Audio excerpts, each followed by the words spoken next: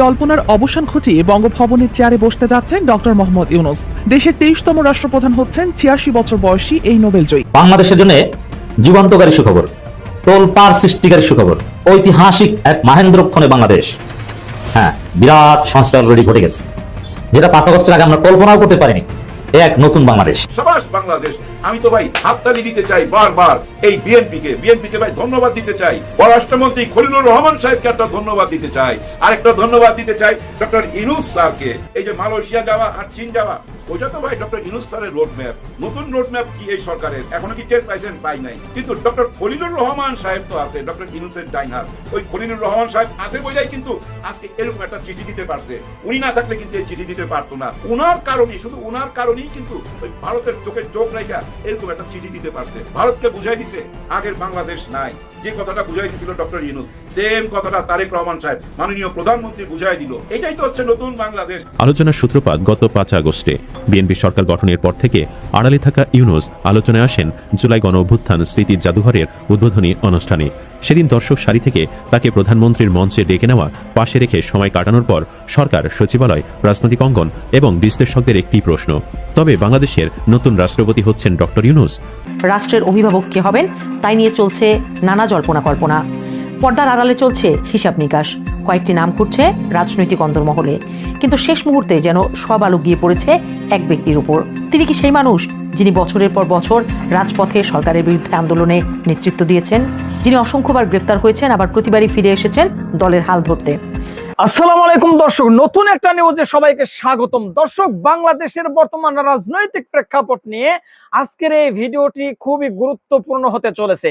তাই সবাইকে বলবো আজকের এই ভিডিওটি আপনারা মনোযোগ সহকারে দেখবেন এবং মনোযোগ সহকারে শুনবেন। তাহলেই আজকে বাংলাদেশের অনেক বিষয় নিয়ে আজকের এই ভিডিওর মাধ্যমে আপনারা তথ্য জানতে পারবেন বা বুঝতে পারবেন। কথা বাড়াবো না, সরাসরি মূল নিউজে চলে যাব। তার আগে বলবো, যারা এখন পর্যন্ত আমাদের এই চ্যানেলটি সাবস্ক্রাইব করেন, প্রতিনিয়ত এ ধরনের আপডেট, গরম গরম খবর পেতে আমাদের এই চ্যানেলটি সাবস্ক্রাইব করে আমাদের সাথে থাকবেন। যারা সাবস্ক্রাইব করেছেন তাদের ধন্যবাদ। চলুন একটা লাইক দিয়ে আমরা মূল নিউজে চলে যাই।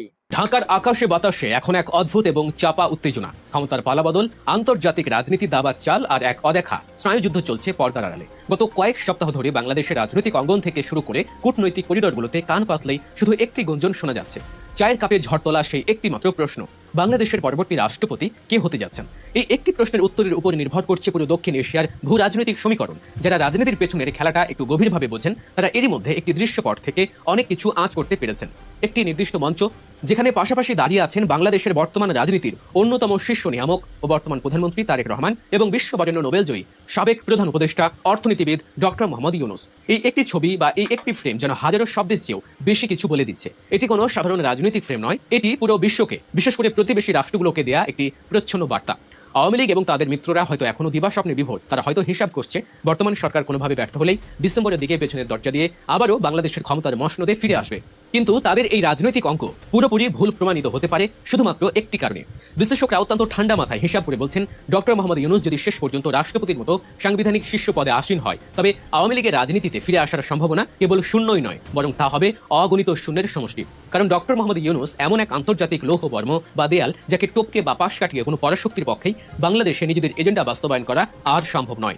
ভারত বা অন্য কোনো দেশ যদি মনে করে যে আবারও কোনো অরাজকতা সৃষ্টি করে তারা ঘোলা পানিতে মাছ শিকার করবে, তবে তাদের সামনে সবচেয়ে বড় এক দুর্ভেদ্য প্রাচীর হয়ে দাঁড়াবেন এই মানুষটি। ডক্টর ইউনূসকে নিয়ে সামাজিক যোগাযোগ মাধ্যমে যারা ট্রল করেন বা তাকে নিয়ে যারা নেতিবাচক মন্তব্য করেন, তারা আসলে আন্তর্জাতিক রাজনীতি এবং ক্ষমতার আসল গভীরতা সম্পর্কে বিন্দু মাত্র ধারণা রাখেন না। তারা জানেন না এই মানুষটির শেকড় বিশ্বের কত গভীরে প্রথিত। আন্তর্জাতিক সম্পর্ক নিয়ে যারা পড়াশোনা করেন, তারা খুব ভালো করেই জানেন যে এই পৃথিবীটা আসলে কারা চালায়। প্রকাশ্যে এবং অপ্রকাশ্যে এমন কিছু গ্লোবাল থিঙ্ক ট্যাঙ্ক বা এলিট সোসাইটি রয়েছে যারা আড়াল থেকে পুরো বিশ্বের অর্থনীতি, যুদ্ধ, শান্তি এবং ক্ষমতার পালাবদল নিয়ন্ত্রণ করে। সেই গ্লোবাল এলিট ক্লাবের সদস্যের সংখ্যা বড় জোর 200 জন। আর অবাক করা বিষয় হলো, আমাদের ডক্টর মোহাম্মদ ইউনূস সেই 200 জন শীর্ষ ক্ষমতাধরের একজন।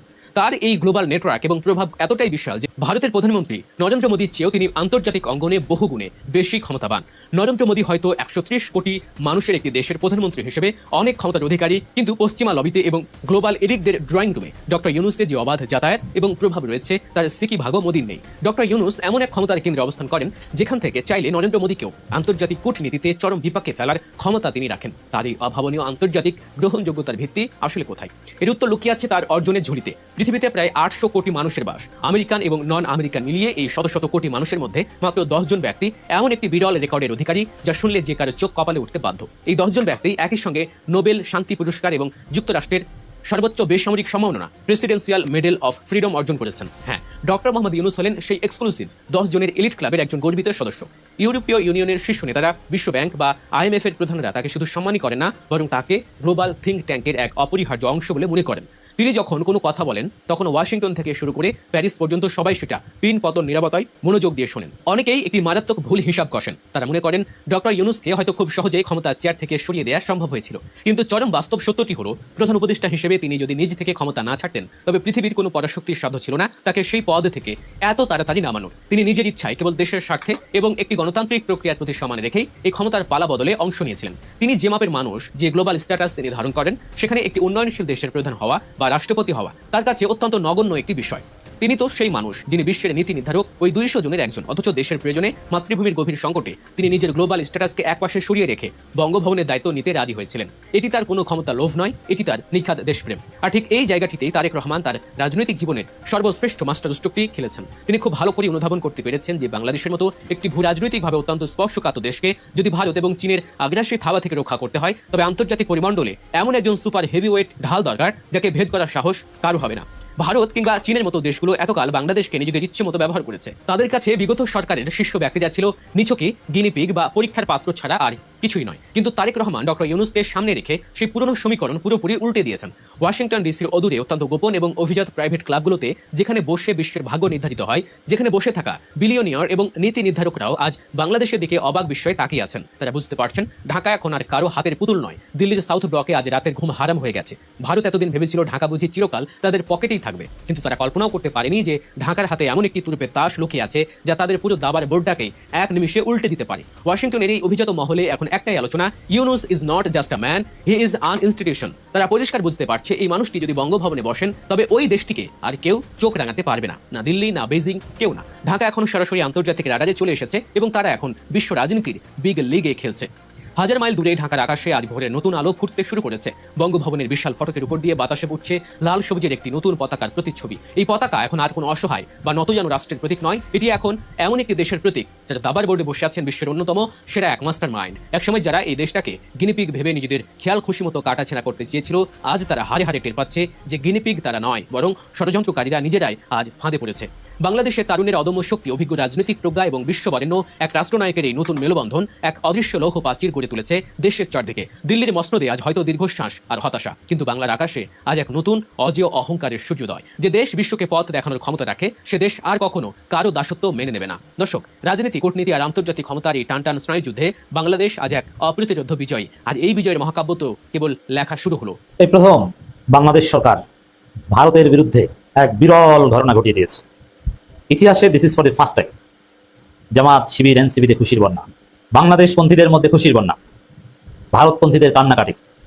দর্শক, নয়াদিল্লিতে একটা কথিত প্রেস কনফারেন্সে শেখ হাসিনাকে বাংলাদেশের বাধা এবং আপত্তির মুখেও তারেক রহমানের অনুরোধ, এমনকি হুঁশিয়ারি, হুমকি, এগুলো অগ্রাহ্য করে শেখ হাসিনাকে বক্তব্য রাখার অনুমতি দিয়ে যে চরম ধৃষ্টতা ভারত সরকার দেখিয়েছে, তার এমন প্রতিক্রিয়া বাংলাদেশ সরকার জানিয়েছে।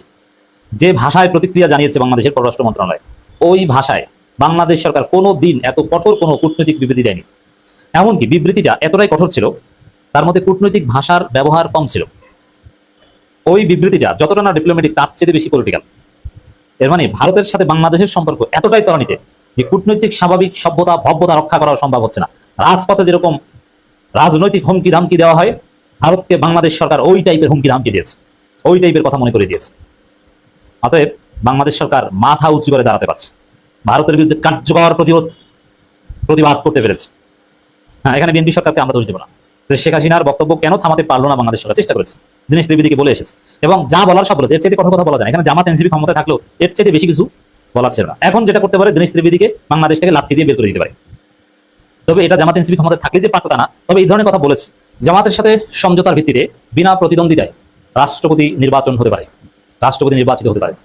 তো দর্শক, সেক্ষেত্রে প্রফেসর ইউনূসের প্রবল সম্ভাবনা আমরা দেখছি। দর্শক, বাংলাদেশের রাষ্ট্রপতি নির্বাচন এটা কোনো নির্বাচনের মধ্যেই পড়ে না। এমপিরা ভোট দিবেন, এমপিদের ভোট এটা তো জানে যে প্রত্যেক দল তার দলের বিরুদ্ধে দিতে পারে না। এখানে প্রার্থী হওয়ারই তো সুযোগ আছে, কিন্তু ভোট দেবে শুধু এমপিরা। এতে সংসদে যারা সংখ্যাগরিষ্ঠ তাদের সিদ্ধান্ত বা তারা যাকে চায় সেই রাষ্ট্রপতি। এখানে ভোট প্রতিদ্বন্দ্বিতা এগুলো কিছু না, এটা ভালো কথা। এখানে জামাত অনেকে বলছেন বা জামাতের ভিতরেই এই আলাপ ছিল যে এটি আজহারুল ইসলামকে প্রার্থী করা হোক, কিন্তু তিনি যে শুধু জামাতের ভোট পাবেন, স্বতন্ত্র কারো ভোটও পাবেন, এমনকি এনসিপির সবাই ভোট হয় কিনা এটাও সন্দেহ আছে। কেউ ভোটদানে বিরত থাকলেও থাকতে পারে, এটা তো ওয়েল নোন। তো সেখানে রাষ্ট্রপতি নির্বাচন এটার কোনো অর্থ হয় না। রাষ্ট্রপতি এটা প্রধানমন্ত্রী যাকে সিলেক্ট করবেন সে। নির্বাচন এটা একটা ফালতু আলাপ। এখানে নির্বাচনের শিডিউল ডিক্লেয়ার করা হয়েছে, মনোনয়নপত্র কেনা, দাখিল করা, অমুক এগুলো ফাও কথা, এগুলো কোনো কার্যকারিতা নেই। মূলত বিএনপির স্থায়ী কমিটি মিটিং করে সিদ্ধান্ত নিয়েছে এই ভার তারেক রহমানের উপর দিয়ে দিচ্ছে। তারেক রহমান যাকে চাইবে তিনি রাষ্ট্রপতি, মানে এটাই হচ্ছে সিস্টেম। এই ভার দেওয়া এটাও একটা নাটক। মূল কথা হচ্ছে যে সংখ্যাগরিষ্ঠ দলের সংসদের সংখ্যাগরিষ্ঠ দলের প্রধান যাকে চাইবেন তিনি রাষ্ট্রপতি। তো হিসাব ক্লিয়ার, তারেক রহমান যাকে চাইবেন তিনি রাষ্ট্রপতি, অথবা যারাই ক্ষমতায় থাকবে। এবং জামাত ক্ষমতায় থাকলে জামাতের প্রধানমন্ত্রী যাকে চাইতেন তিনি রাষ্ট্রপতি। এটা নিয়ে কোনো আলাপ আলোচনা, শিডিউল ডিক্লেয়ার এগুলো ফাওলা। তবে ভিতরের খবর যতটা জানি, জামাত প্রথমে ভাবছিল যে এটি আজহারুল ইসলামকে প্রার্থী করবে, এখন ভাবছেন এই প্রার্থী করার কোনো দরকার নেই, এগুলো একটা অলংকারিক পদ। এখানে আর নির্বাচনের কোনো বালাই নেই, এখানে নির্বাচন এটা একটা ফালতু বিষয়। এখানে প্রধানমন্ত্রী যাকে চাইবেন তিনি রাষ্ট্রপতি, অযথা এখানে প্রার্থী দেওয়াটা এগুলোর কোনো নেসেসিটি নেই, এগুলোর কোনো রেলেভেন্সি নেই। যার ফলে জামাত বলছেন আমরা প্রার্থী দিব না। জামাতের সর্বশেষ সিদ্ধান্ত এটা, যদিও জামাত আনুষ্ঠানিকভাবে মিটিং করে সিদ্ধান্ত এখনো নেয়নি। জামাতের যারা সিদ্ধান্ত প্রণেতা তারা এটা বলছেন ইনফরমালি। তবে জামাত নির্বাহী পরিষদ সিদ্ধান্ত নিবে, যেহেতু শিডিউল ডিক্লেয়ার করা হয়েছে, জামাত নির্বাহী পরিষদের মিটিং করবে, সেখানে একটা ফরমাল সিদ্ধান্ত হবে যে না আমরা প্রার্থী দিব না। এখন জামাত প্রার্থী দেবেন, এটা যেহেতু বিরোধী দল, তারা পর্দান্তরালে বিএনপির সাথে একটা সমঝোতা হলেও, বিএনপি যদি আলাপ আলোচনা করেও এখানে জামাত বলবে যে এটা অলংকারিক পদ, এই সিস্টেমে ত্রুটি আছে, এতে আমরা নাই। এইভাবে হয়তো জামাত এড়িয়ে চলে। আর সংসদে ভোটেরও প্রয়োজন হবে না, কারণ জামাত প্রার্থী না দিলে প্রার্থী দিবে কি? খায়রুল, তার মনোনয়ন বৈধ হবে না। শেষ পর্যন্ত বিনা প্রতিদ্বন্দ্বিতায়, বিনা নির্বাচনে, বিনা ভোটে একজন রাষ্ট্রপতি হতে পারেন। তার মানে প্রধানমন্ত্রী যাকে চাইবেন তিনি। এখন প্রধানমন্ত্রী কাকে চাইবেন? এই ক্ষেত্রে দেখেন জামাত বিএনপির সাথে অনেক কিছুতেই সমঝোতা আছে। ইউনূসের আমল থেকে এই সমঝোতা চলে আসে। পজিটিভ সমঝোতা আছে, কিছু নেগেটিভ দিকও আছে। এই সমঝোতা কখনো কখনো যায় বা কখনো আবার রিনিউ হয়, এটাই রাজনীতি। আজকে জামাতের সাথে একটা ভালো সম্পর্ক আছে, কালকে থাকবে না, পরশুদিন আবার হবে। রাজনীতি এটাই, আজকে আপনার বন্ধু কালকে শত্রু, কালকে শত্রু পরশুদিন বন্ধু। এই জায়গায় রাষ্ট্রপতি কে হবে এটা তারেক রহমানের উপর সিদ্ধান্ত চাপিয়ে দিলেও তারেক রহমান চাইলেই যে তাকে করতে পারবেন তা না। এটা অনেক ইন্টারন্যাশনাল খেলা আছে, আর অনেক স্টেক হোল্ডার্স আছে। যেমন একটা বিপ্লবের পরেই বিপ্লবীরা ইচ্ছে মতো উপদেষ্টা বানাতে পারেনি। প্রথম আলো কোটার উপদেষ্টা, ডিজিএফআই কোটার উপদেষ্টা, সেনাবাহিনী কোটার উপদেষ্টা, কত কোটার উপদেষ্টা, ভারতপন্থী উপদেষ্টা, অথচ ভারতের বিরুদ্ধে বিপ্লব হয়েছে। মানে বাংলাদেশের রাজনীতি এত স্বাধীন না, চাইলেই যে তার ইচ্ছা মতো কিছু হতে পারে তা না। অনেক গোপন স্টেক হোল্ডার্স আছে। এখানে তারেক রহমান যদি টিকে থাকতে হয়, 5 বছর ক্ষমতা চালাতে হয়, এদিকে ভারত, আমেরিকা, ইসরায়েল ষড়যন্ত্র করছে। এই কারণে তারেক রহমান পর্দার অন্তরালে জামাতের সাথে একটা সমঝোতা যেতে বাধ্য হতে পারে। এই সমঝোতা বইটা প্রকাশ হতে হবে না, যদিও জুলাই চেতনার আলোকে রাষ্ট্রপতি এটা প্রধানমন্ত্রী যাকে চাইবেন তিনি হলেও বিরোধী দলের সাথে আলাপ আলোচনার ভিত্তিতে যদি একজন সর্বসম্মত জাতীয় গার্ডিয়ান রাষ্ট্রপতি ঠিক করা হয়, এটা ভালো। কিন্তু ওইভাবে ওপেন আলোচনা হওয়ার সম্ভাবনা কম দেখছি। পর্দার অন্তরালে একটা সমঝোতা হতে পারে, সেটা প্রফেসর ইউনূসকে কেন্দ্র করে। প্রফেসর ইউনূসের উপর জামাত অনেক ক্ষেত্রে অসন্তুষ্ট, তারপরও জামাতের প্রেফারেন্স এখনো ইউনূসের প্রতি থাকবে। এবং জামাতের সাথে ইউনূসের যতটুকু আলাপ নির্বাচনের আগে হয়েছে, তাতে জামাত ইউনূসকে সমর্থন দিবে। এবং এখনো ইউনূসীয় থিওরিতে জামাত অনেক কিছুই করে, শুনতে খারাপ শোনায়, কিন্তু আমি জেনে বলছি। এটা আবার জামাতের অনেকেই মজলিসের সদস্যরাও জানবেন, এটা কয়েকজন নির্বাহী পরিষদের সদস্য জানবেন। এখনো প্রফেসর ইউনূসের সাথে যোগাযোগ করে, লাইনে বিএনপির সাথে দরকার বা এগুলো অনেক কিছুতে ইউনূসকে এনগেজ করে বা ইউনূস গংকে এনগেজ করে জামাত করে। Jamaat is not completely separated from Yunus গং still now. This is politics behind the scene, এটা আপনি জানেন না। হোয়াটএভার, এক্ষেত্রে জামাতের সাথে একটা সমঝোতা রাষ্ট্রপতি নির্বাচনে বিএনপির সাথে হতে পারে, এবং সমঝোতার ভিত্তিতে প্রফেসর ইউনূসকে রাষ্ট্রপতি করার সম্ভাবনা রয়েছে। তো এখানে কেন প্রফেসর ইউনূসকে? যে মার্কিন যুক্তরাষ্ট্রের পক্ষ থেকে একটা চাপ আছে। এই যে কিছুদিন আগে সার্জিও সফর করে গেছে, প্রচন্ড চাপ ক্রিয়েট করে গেছে, প্রচন্ড চাপ। যেমন বাংলাদেশের ভূখণ্ডে দীনেশ ত্রিবেদীর সাথে বৈঠক করেছেন, এটা তারেক রহমান সরকারের উপর একটা আঙ্গুল বাঁকা করা চাপ। তো এই আঙ্গুল বাঁকা করা চাপ দিয়ে একটা নোট ধরিয়ে দিয়েছে যে ইউনূসকে রাষ্ট্রপতি বানান। এখন ইউনূসকে নিয়ে পজিটিভ নেগেটিভ যাই বলি না কেন, সব কথার সত্য কথা এটা যে প্রফেসর ইউনূস মার্কিনপন্থী। দেশের জন্য নতুন বাংলাদেশের নতুন একটা দিন, এই দিনটাই তারা বাইচা নিল। কারা? ভারত বাইচা নিল, শেখ হাসিনা বাইচা নেয় নাই। এই খেলাটা দিল্লি থেকে খেলতেছে ভাই, ডেঞ্জারাস খেলা খেলতেছে। এই 5ই আগস্টে যেন তাদেরকে নিয়ে আলোচনা হয়, আওয়ামী লীগকে নিয়ে যেন আলোচনা হয়। ওই সাকিবুল হাসানকে আনছে, ও আসতে বাধ্য হয়েছে, ওই হানি টাইপের মধ্যে আছে, ওর অনেক কিছু তাদের কাছে আছে। না হলে ও কেন আসবে ভাই? ও তার রাজনীতিবিদ না, ও একজন খেলোয়াড় রাজনীতিবিদ। তারা কিন্তু আসে নাই। ওই যে হাসান মাহমুদ, আবার ওই যে একজন মায়া, বহুত বড় বড় কথা কইছে, ছিয়া ফালামু ফাইদা ফালামু, দেশে আসলে আর অনেকগুলো মন্ত্রী অনেক রকম বড় বড় কথা কইছে, দেন ভাড়া করে আসতেছি। তারা কেন আসলো না গতকালকে লাইফে? তারা কেউ আসে নাই। এমন একজন আনছে যে হলো ক্রিকেট প্লেয়ার, রাজনীতিবিদ না। তার মানে বুঝছেন তো, এরা হানি ট্র্যাপের মধ্যে ফেলে আনছে। তাহলে এর আসার কথা না। একে আনা হয়েছে শুধু দৃষ্টি আকর্ষণ করার জন্য, যেন মিডিয়ার দৃষ্টি থাকে। এক শেখ হাসিনা বা ওই জয়কে দিয়া মিডিয়ার দৃষ্টি আকর্ষণ করা যাবে না, একজন আন্তর্জাতিক প্লেয়ারকে সামনে বসায় দিছে। এটা হলো ডেঞ্জারাস খেল। কিন্তু এই খেলটা কবে খেললো? 5 তারিখে, যেন ওনাদের নিয়েই আলোচনা হয়। কিন্তু সবচেয়ে বড় উপকারটা কি করে দিল জানেন? বাংলাদেশের চোখ খুলে দিল।